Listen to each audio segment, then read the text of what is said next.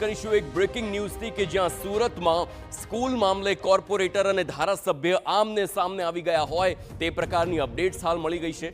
કતારગામ ઝોનમાં સુમન શાળાનો વિવાદ સામે આવ્યો।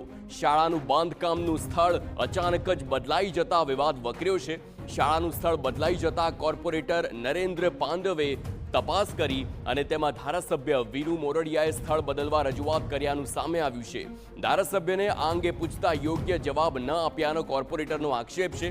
વર્ક ઓર્ડર વગર સ્કૂલનું બાંધકામ શરૂ કરવું ગેરવ્યાજબી તેમ કોર્પોરેટર જણાવે છે।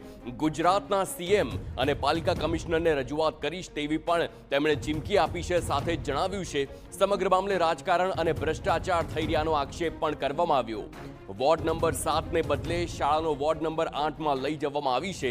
કોર્પોરેટર નરેન્દ્ર પાંડવનો આક્ષેપ છે કે તેમના વોર્ડ નંબર 7 માં શાળા માટે વર્ક ઓર્ડર મળી ગયો હતો અને ખાતમુહૂર્ત પણ થઈ ગયું હતું, છતાં શાળાનું કામ શરૂ ન કરાયું।